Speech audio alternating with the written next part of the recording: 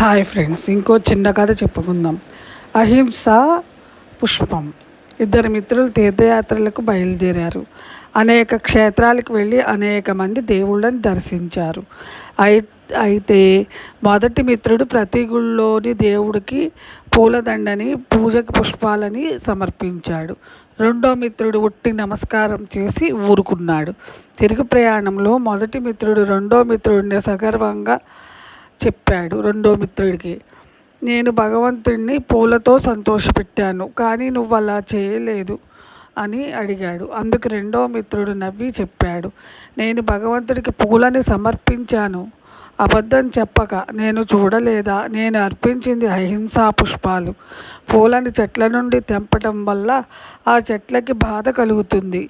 అహింస చేయకుండా ఉండడం ద్వారా నేను దేవుడికి అహింసా పుష్పాలు సమర్పించాను.